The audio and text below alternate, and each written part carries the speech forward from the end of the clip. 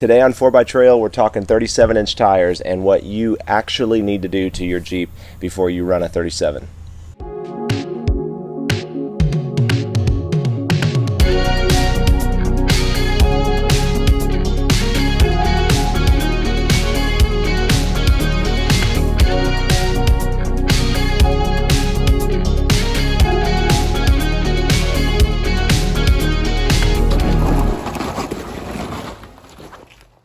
Well, there seems to be this leap between 35s and 37s. People run 35s all day, every day.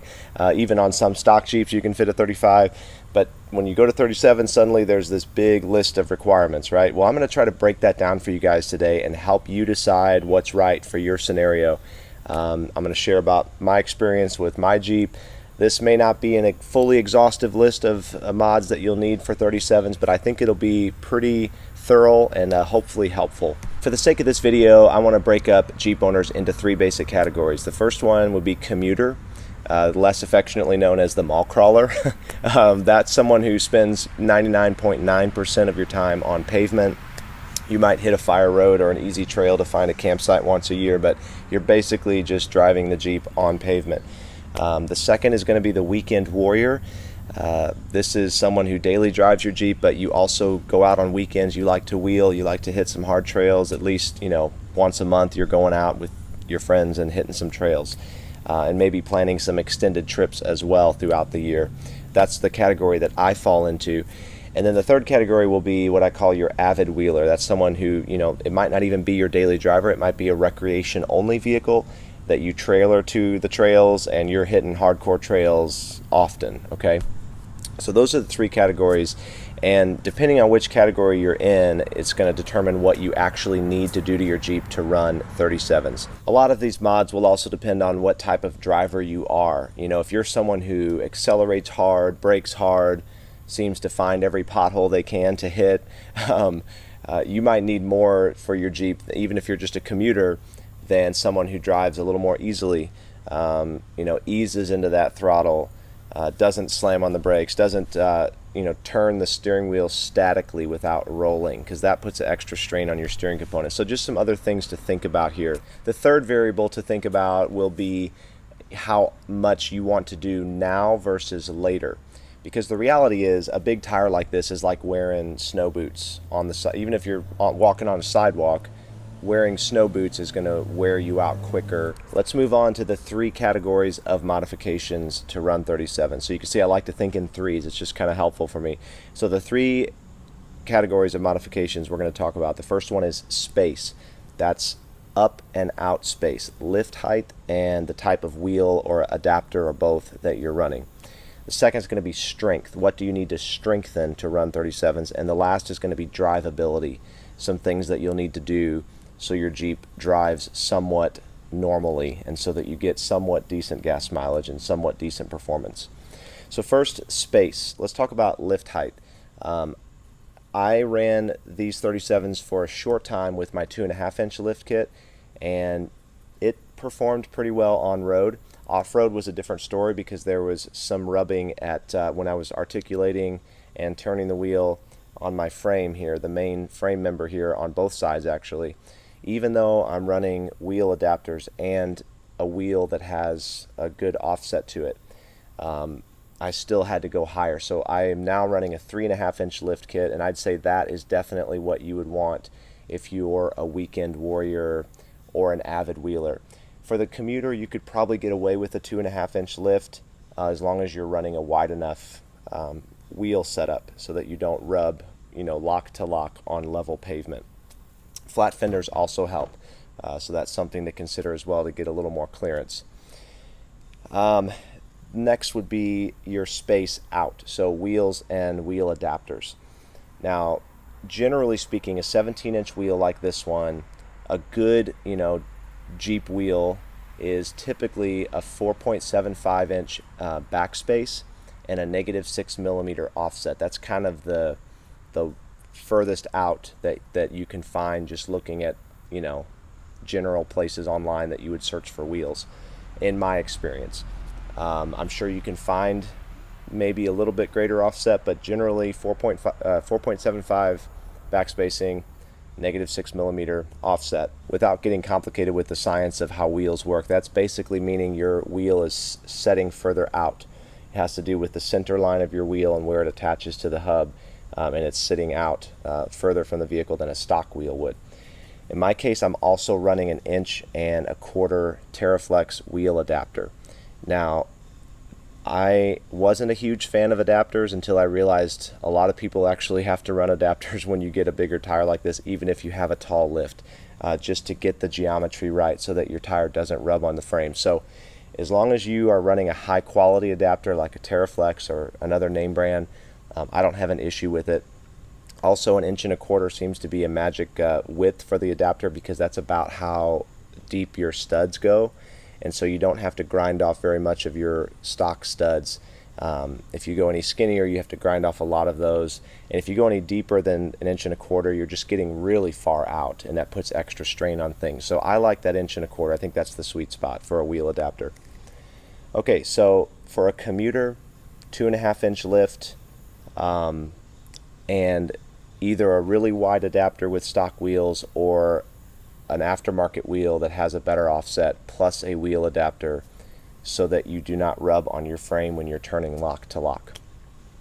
Weekend Warrior, 3.5" lift, and then definitely an aftermarket wheel with a solid adapter that you can count on. The Avid Wheeler, the same or even a taller lift, and I'll get into some other things that would impact the Avid Wheeler in a little bit related to your axle. Okay, so that's space. Let's go on to strength. What are you going to need to strengthen? As a commuter, is that baseline, you're just driving the Jeep on pavement.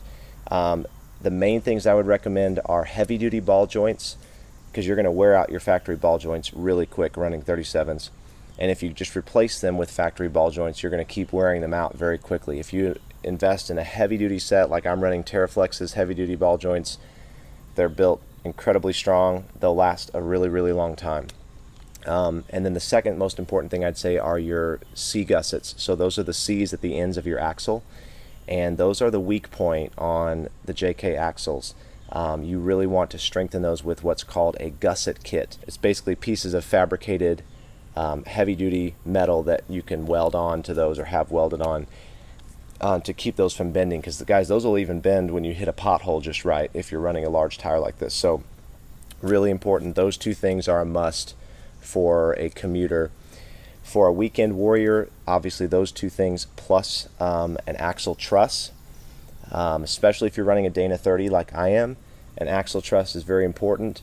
I'm not a big fan of tube sleeves. I think a truss is a really, really good thing, and it delays the need to get a full axle replacement, which is what I would suggest. If you're an avid wheeler, you're going to want to get a full axle replacement and go with a Pro Rock, 44, or something even bigger, a 60. If you have a Rubicon, you're running a Dana 44 in the front, just trussing it will be fine. And if you're a commuter, you don't need to truss it at all. But that's something to keep in mind. Once your axle's taken care of, I would say for the weekend warrior, you're also going to want to do axle shafts and drive shafts. I'm running the 10 factory Chromaley front axle shafts, 27 spline because I'm a Dana 30, but they're Chromaley, so really good warranty. They're super duper strong. If I break one of those, I'm going to be pretty surprised, because I don't wheel super hard. I wheel fairly. I've hit some pretty intense trails, but I don't wheel incredibly hard every weekend. So I'm hoping those things hold up just fine. And then also heavy duty drive shafts. I'm running the Adams Extreme Duty drive shafts front and rear. Again, those things are a must for a weekend warrior, not so much for a commuter. And also steering components. Now for a weekend warrior, you're definitely going to want to upgrade your drag link and tie rod, as well as your front track bar. Those are all components that the factory ones just aren't strong enough to hold up to 37s. Arguably, even for the commuter, that's something you're probably going to want to replace eventually. For the avid wheeler, all of that obviously, plus potentially replacing your entire axle, as I mentioned, as well as adding hydro steering. Even for my weekend warrior situation, I'm considering hydro steering. it really does become necessary when you're hitting some hard obstacles and you're needing to turn without really moving the Jeep. Hydro steering is pretty awesome. So I'm considering that. It's a must for an avid wheeler, and I would say it's probably a good idea for a weekend warrior as well when you're running 37s. The third category is drivability. And by the way, these categories, there's not a ranking to these. These are all necessary for when you're running 37s. The very first thing I do for drivability is get an AEV ProCal or comparable programmer. It plugs into your Jeep and allows you to program the new tire height down to, I think, a quarter of an inch, and that'll allow your transmission shift points to change then to match the factory shift points, but for your new tire. So it'll drive way better, it'll perform better, you'll get better gas mileage. It's a very inexpensive thing, and it is a must for all three categories: commuter, weekend warrior, and avid wheeler. The next thing for drivability will be a re-gear. Now, a re-gear is very, very important, especially when you get to this size. Now, there's a few standard gear sets that come with Jeeps. 321 is a common set, 373, and then 410. Those are three of the most common that I've heard of. There are more, though. A 410 will only be in the Rubicon, typically. 373 is on the Willys and then some other editions of Jeeps, but I think a lot of them are 321s. That's what mine was 321s. And the lower the number for gears, the higher the gear ratio, which means, think about it if you're pedaling a bike and you put it in the highest gear possible and try to take off from a stop. It's really hard to get going, right? But once you're going, you have a lot more headroom with your pedaling. That's how gears work. The lower the number, the higher the gearing, which means the greater force you'll have to overcome when accelerating, but the better gas mileage you'll get. So mine was 321, which is a pretty high gear set. When you put larger tires on, it only magnifies that stress of the initial acceleration. So the larger the tire, the lower the gear set, which means the higher the number. It's actually reversed of what you would think, because it has to do with the number of teeth on the gears. So the higher number of gear sets, like 488 or 513, those are going to be better for a larger tire, because those are a lower gear set. So you'll have more mechanical advantage over this large tire to get it going. Hopefully that makes sense. I'm trying to keep this as simple as possible. So in my case, I was running 321s. I ran 35s with my 321 gear set. I wheeled it out in Moab that way. It actually performed pretty well because I had the ProCal and I reprogrammed it, which is the number one thing. But when I went to 37s, before I went to 37s, I had it re-geared, and I went with 488 gears. Now 513 is also a common re-gear set, especially if you're thinking of going to 40s eventually. 513s would be good, or even a lower gear set, which would be a higher number. But 488 seem to be in that sweet spot. And so for me, they've worked out really well. It drives like it did from the factory, even though I'm on 37s with 488 gears. So a re-gear is a must, and that's a front and rear axle if you are a weekend warrior or an avid wheeler. If you're a commuter and you have a 373 gear set, or especially a 410 like a Rubicon would have, I'd say it's probably not a must if you're a commuter. But if you're wheeling this Jeep, regardless of what gear set you have, you're going to want to re-gear, and I would suggest a 488 gear set for 37s.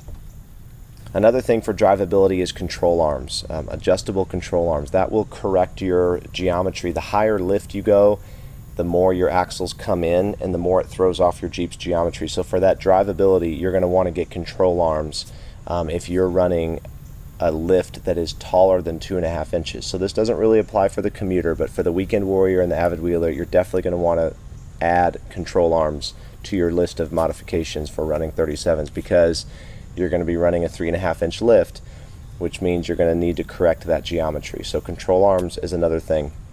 And the last thing for drivability is a big brake kit. When you're running big tires like this, your factory brakes have a hard time keeping up, especially stopping quickly on a highway when you have a lot of inertia going, a lot of momentum, and you're trying to slow that vehicle down. A big brake kit is awesome. Also off-road, because you're geared so low, and when you're in 4 low going down a hill with obstacles, the Jeep is almost pushing itself, and so your brakes have a hard time overcoming that. So it also affects off-road performance. But a big brake kit, that's something I haven't done yet. I'm considering just doing it to the front, since that takes the majority of the stopping power for the front. But that is another thing to consider. Whew, well, that's an exhaustive list, right? I think I got pretty much everything that you would want to consider for running 37s. And hopefully it helps to think about what category you're in. If you're a commuter, a weekend warrior, or an avid wheeler, that's going to determine what you really need. The last thing I'll say that's kind of a variable here is not all 37s are actually 37 inches tall. Same with all tire sizes. The 35s I had before this were a different brand. They weren't Milestar, they were Mickey Thompson, but they were only about 34 inches tall, even though they were labeled as a 35. These are actually closer to 36 inches tall, even though they're labeled as a 37. So that's just something else to keep in mind when you're figuring out, what modifications you actually need to do. If you're running a small 37 that's actually closer to a 35, you might be able to get away with doing less of the things that I mentioned on this video. And again, a lot of this stuff you can do incrementally. You don't have to do all of it right away, but it's going to be related to the way you drive the Jeep, the style of driving that you have, and how much you're willing to spend up front versus in the long run. Hopefully this video is helpful. Give it a thumbs up if so, and share it with a friend that is thinking about 37s that you know of, because hopefully this will help them as well. And make sure you're subscribed, guys. We've got lots more great content coming up here on 4x Trail. I'll see you guys soon.